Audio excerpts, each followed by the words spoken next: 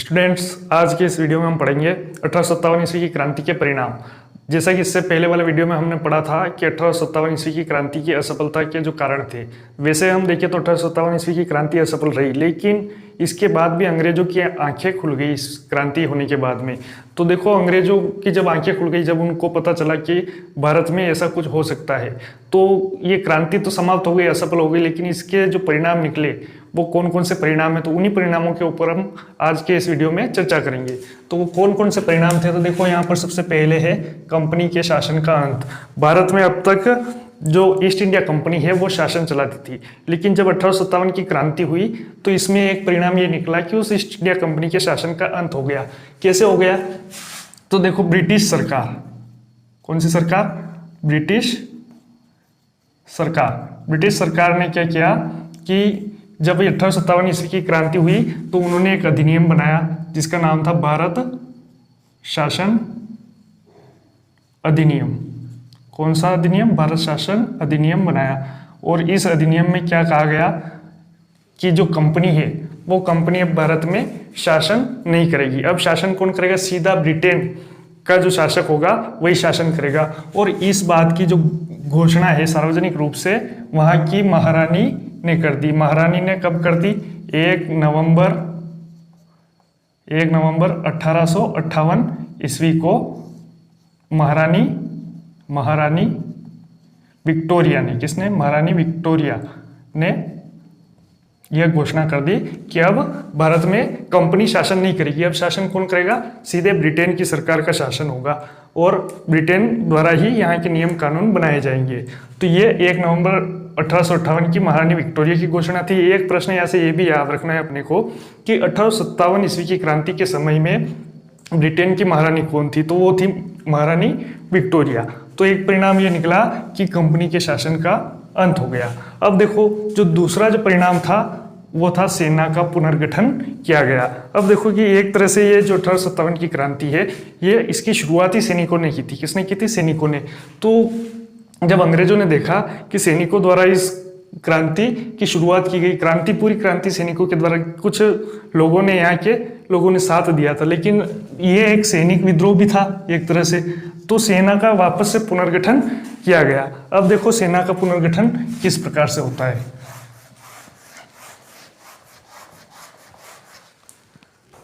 अब यहाँ पर हमने देखा था ना कंपनी के शासन का अंत। इसमें एक चीज और अपने को याद रखनी है। क्या याद रखनी है कि विक्टोरिया ने घोषणा कर दी कि अब सीधे सीधा जो शासन चलाया जाएगा वो कौन चलाएगा, ब्रिटेन की सरकार। लेकिन साथ में जो यहाँ पर भारत में जो होगा वो उस समय कंपनी का जो एक गवर्नर जनरल होता था, गवर्नर जनरल, इसके पद को समाप्त करके या इसके पद का नाम परिवर्तन करके क्या रखा गया, वायसराय। ठीक है, ये तो हो गया वायसराय। लेकिन ये किस प्रकार से शासन करेगा, तो board of control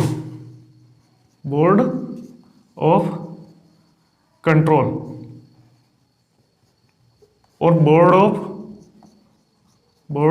of director, इन दोनों को समाप्त कर दिया गया। तो ये भी ध्यान रखना है, बोर्ड ऑफ कंट्रोल और बोर्ड ऑफ डायरेक्टर को समाप्त कर दिया गया। समाप्त करने के बाद में क्या किया कि एक परिषद का निर्माण किया गया, एक परिषद बनाई गई, परिषद। और इस परिषद में सदस्यों की संख्या रखी, सदस्य रखिए 15 सदस्य। कितने, 15 सदस्यों को रखा गया। तो याद रखना कि 15 सदस्यों की एक परिषद बनाई जिसको कहा गया इंडिया काउंसिल। क्या कहा गया, इंडिया काउंसिल। हाँ, ये याद रख लेना। अब शासन कौन करेगा, ब्रिटेन से शासन किया जाएगा।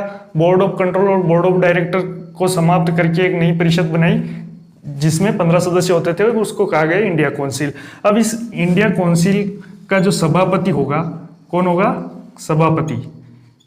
सभापति ही भारतीय राज्य सचिव होगा। क्या होगा, भारतीय राज्य सचिव।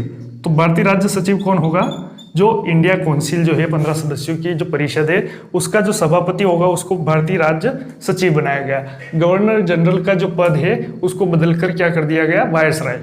तो ये था कंपनी के शासन का अंत। देखो दूसरा जो है सेना का पुनर्गठन।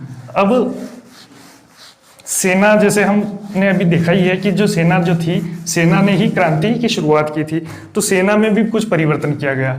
अब देखो क्या परिवर्तन हुआ सेना में, कि सेना सम्मिश्रण योजना बनी। कौन सी? सेना सम्मिश्रण योजना बनी। और ये योजना कब बनी? 1861 ईस्वी में। इस योजना के तहत कहा गया कि जो कंपनी की सेना है, किसकी सेना है? कंपनी, जो ईस्ट इंडिया की कंपनी जो शासन कर रही थी, इस कंपनी की सेना को सीधा सीधा ब्रिटिश सरकार को हस्तांतरित कर दिया गया। क्या कर दिया गया? हस्तांतरित। यानी कि जो कंपनी की जो सेना थी, वो सेना सीधी की सीधी किसकी हो गई? ब्रिटेन की सरकार की सेना हो गई। तो ये थी सेना सम्मिश्रण योजना। इसके अलावा इसकी जांच के लिए जो पील कमीशन आया, कौन सा? पील कमीशन, इसने अपनी एक रिपोर्ट दी। अब पील कमीशन की जो रिपोर्ट थी वो उसको हम कहते हैं 1861 ईस्वी की पील कमीशन की रिपोर्ट, 1861 ईस्वी में। इसमें क्या कहा गया पील कमीशन में, कि जो सेना थी, कौन थी? जो सेना थी, सेना में सभी प्रकार के जो सैनिक थे, उन सैनिकों को अलग अलग कर दिया। क्या कर दिया? सैनिकों को अलग अलग, जैसे संप्रदाय, जातिवाद या क्षेत्रीय जो सैनिक थे, या समुदाय के, एक ही समुदाय के जो सैनिक थे, उनको सेना की अलग अलग टुकड़ियों में रखा गया। एक ही टुकड़ी में नहीं रख करके अलग अलग टुकड़ी में रख दिया। और क्या कहा इसने, पील कमीशन ने, कि जो सेना है इसमें ब्रिटेन की सैनिकों की संख्या बढ़ा दी जाए। तो पील कमीशन की रिपोर्ट के अनुसार ब्रिटिश सैनिकों की संख्या बढ़ाई गई। ठीक है। एक और चीज क्या है, जो सेना में, सेना के और तोपखाने के जो पद थे, तोपखाने के मुख्य पद थे। कौन से मुख्य पद? ये पद सिर्फ यूरोपियों के लिए आरक्षित रखे गए। यूरोपियों के लिए, किसके लिए? यूरोपीय सैनिकों के लिए, यूरोपियों के लिए आरक्षित रखे गए। तो ये चीज याद रखना है, पील कमीशन की रिपोर्ट के अनुसार ब्रिटिश सैनिकों की संख्या बढ़ा दी गई, और जो सेना और तोपखाने के जो मुख्य पद थे वो सिर्फ और सिर्फ यूरोपियों के लिए आरक्षित रखे गए। अब समुदाय और क्षेत्र विशेष के सैनिकों को अलग अलग सैनिक टुकड़ियों में बांट दिया। तो ये दो तीन चीज याद रखेंगे पील कमीशन में 1861 में, कि ब्रिटिश सैनिकों की संख्या बढ़ाई, सेना तोपखाने के मुख्य पद यूरोपियों के लिए आरक्षित रखे, और जो समुदाय और क्षेत्र विशेष के जो सैनिक थे उनको अलग अलग सैनिक टुकड़ियों में बांट दिया। तो इस तरह से सेना का पुनर्गठन हुआ। अब जो अगला है वो है भारतीय नरेशों के प्रति नीति परिवर्तन। अब जैसा कि हमने क्रांति में देखा कि क्रांति में सेना ही नहीं, कुछ भारतीय शासक, भारतीय नरेश भी थे, जैसे अवध की बेगम हजरत महल, नाना साहब फडणवीस थे, लक्ष्मीबाई थी। तो ये जो भारतीय नरेश थे, ये क्रांति में क्यों साथ दे रहे थे, क्यों क्रांति कर रहे थे, तो उसके कारण हमको सबको पता है। क्यों दे रहे थे कि अवध का जो वाजिद अली शाह है उसको गिरफ्तार करके कलकत्ता की जेल में डाल दिया, तो अवध पर सीधा अधिकार कर लिया था अंग्रेजों ने, झांसी को भी हड़प लिया था, कानपुर को हड़प लिया था। तो भारतीय नरेशों की नीति में परिवर्तन अंग्रेजों को करना पड़ा। क्षेत्रीय विस्तार की नीति में परिवर्तन किया गया। क्षेत्रीय विस्तार की नीति में परिवर्तन किए। अब से जो कंपनी का तो शासन रहा ही नहीं, सीधा सीधा ब्रिटेन का शासन है। तो अब क्या करेगी, जो ब्रिटिश सरकार है वो अपने क्षेत्र का विस्तार नहीं करेगी, यानी कि किसी भी शासक का जो राज्य है, रियासत है, उसको अपने शासन में नहीं सम्मिलित करेगी। तो ये क्षेत्रीय विस्तार की नीति को त्यागना पड़ा। और क्या हुआ कि यहाँ के पेन भी सही चलो,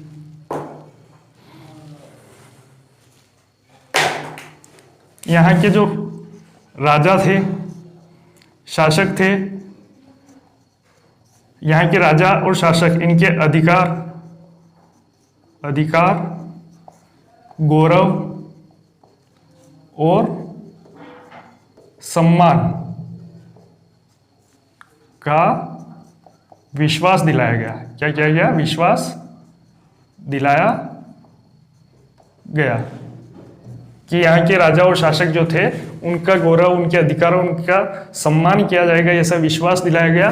ये एक परिणाम इसका निकला है 1857 की क्रांति का। अब देखो, फूट डालो राज करो की नीति को बढ़ावा, अगला जो कारण है ये भी महत्वपूर्ण कारण है, क्योंकि जो 1857 ईस्वी की जो क्रांति हुई उसमें अंग्रेजों ने देखा कि हिंदू मुसलमान सब मिलकर, सभी जाति के, सभी धर्म के लोग मिलकर के क्रांति की, सभी ने एक साथ अंग्रेजों का विरोध किया। तो यहाँ पर वो सांप्रदायिक सौहार्द से घबरा गए। भारतीयों के सांप्रदायिक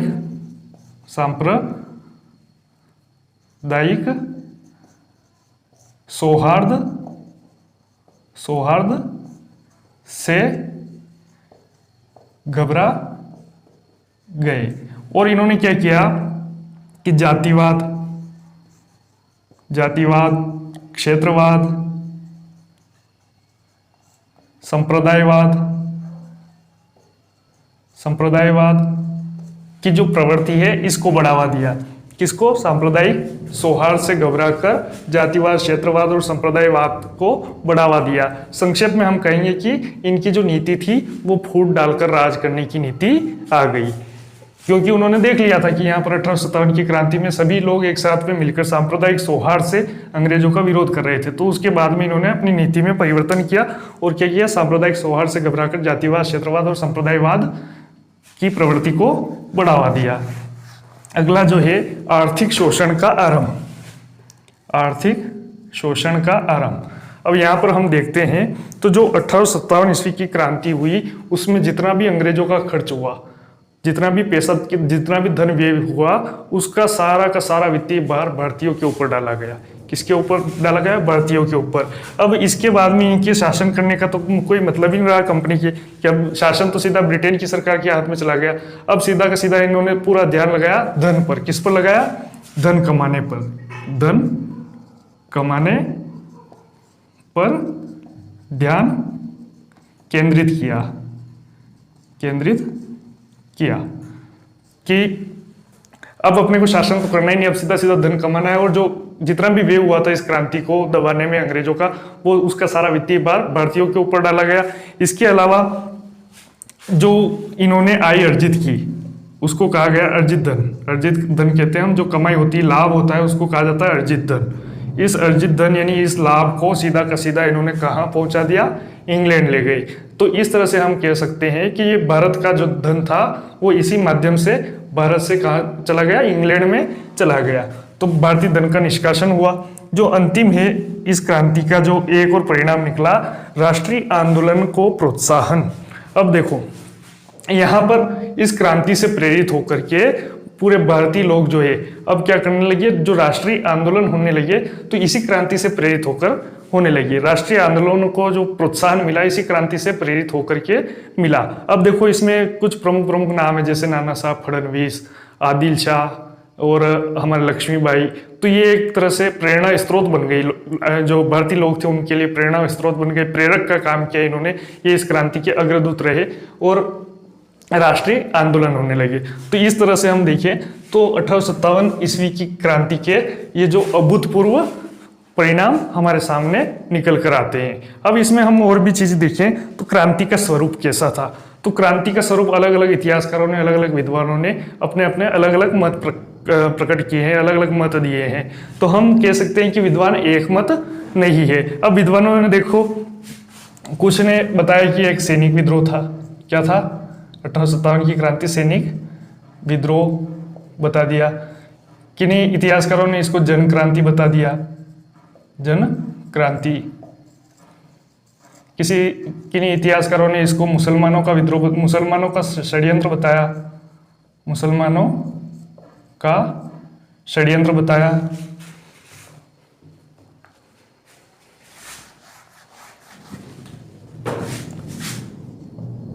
षड्यंत्र बताया।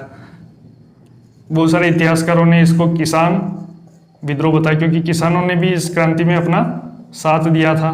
तो कुछ इतिहासकार इसको किसान विद्रोह मानते हैं, कुछ विद्वान इसको राष्ट्रीय विद्रोह मानते हैं, राष्ट्रीय विद्रोह मानते हैं। लेकिन कुछ इतिहासकार है इसको स्वतंत्रता संग्राम मानते हैं। क्या मानते हैं? स्वतंत्रता संग्राम मानते हैं। तो इसमें अपने को दो प्रश्न महत्वपूर्ण जो है वो याद रखने हैं। क्या याद रखना है कि इसको स्वतंत्रता संग्राम कहने वाले कौन व्यक्ति है? तो एक ही व्यक्ति का नाम याद रखना है, V D. Savarkar. V Vinayak, D का मतलब दामोदर और सावरकर। इन्होंने अपनी पुस्तक लिखी है जिसका नाम है भारत का स्वातंत्र्य समर। ठीक है। विनायक दामोदर सावरकर ने अपनी पुस्तक भारत का स्वातंत्र्य समर में इस 1857 ईस्वी की क्रांति को इन्होंने बताया है भारत का प्रथम स्वतंत्रता संग्राम। भारत का प्रथम स्वतंत्रता संग्राम। क्या बताया? भारत का प्रथम स्वतंत्रता संग्राम। किसने बताया? विनायक दामोदर सावरकर ने अपनी पुस्तक। एक और अपने को याद रखना है, जवाहरलाल, भारत के प्रथम प्रधानमंत्री कौन थे? पंडित जवाहरलाल नेहरू। इनकी जो पुस्तक थी भारत एक खोज, अब इनकी लिखी हुई थोड़ी लाइन बड़ी है तो मैं ऐसे ही बोल दूं। पंडित जवाहरलाल नेहरू ने एक पुस्तक लिखी भारत एक खोज, जिसमें 1857 ईस्वी की क्रांति को जवाहरलाल नेहरू ने बताया कि यह एक सैनिक विद्रोह के रूप में आरंभ हुआ, फिर शीघ्र ही इसने धीरे धीरे एक जन विद्रोह का रूप ले लिया। तो ऐसा इन्होंने कहा पंडित जवाहरलाल नेहरू ने भारत एक खोज अपनी पुस्तक में। तो ऐसे दो प्रश्न यहाँ से हमारे इसकी क्रांति के स्वरूप से बन सकते हैं। तो ये ध्यान रखना है कि इतिहासकारों में मतभेद है। किसी ने सैनिक विद्रोह बताया तो किसी ने जन क्रांति, मुसलमानों का षड्यंत्र भी बताया गया, किसानों का विद्रोह, राष्ट्रीय विद्रोह बताया गया, स्वतंत्रता संग्राम बताया गया। तो इस तरह से क्रांति का स्वरूप में हम देखते हैं। तो अलग अलग प्रतिक्रियाएं इतिहासकारों की थी। अब देखो इसमें से कुछ छोटे छोटे प्रश्न है, जैसे ये हम पढ़े, परिणाम पढ़े, इसके कारण, असफलता के कारण, और जो क्रांति का विस्तार हुआ था पिछले वाले जो वीडियो में पढ़े हैं। तो यहाँ से कुछ छोटे प्रश्न भी बनकर हमारे सामने आते हैं। तो एक तो अभी बताया है कि 1857 ईस्वी की क्रांति के समय में ब्रिटेन की महारानी कौन थी? तो ब्रिटेन की महारानी विक्टोरिया थी। कौन थी? विक्टोरिया। अब कभी प्रश्न अभी तक कक्षा 12वीं में तो नहीं पूछा गया है, लेकिन अपने को ध्यान रखना है कि उस समय ब्रिटेन का जो प्रधानमंत्री था वो कौन था? तो पाल्मस्टन। कौन था? यहाँ लिख दूं मैं एक तरफ, पाल्मस्टन। ऐसा प्रश्न ध्यान रखना, कभी आया तो नहीं, तुम्हारी कक्षा 12वीं में तो नहीं पूछा जाएगा। इसके अलावा ये प्रश्न पूछ सकते हैं कि भारत का मुगल बादशाह कौन था? मुगल बादशाह कौन था 1857 की क्रांति के समय? तो वो याद रखना है बहादुर शाह द्वितीय।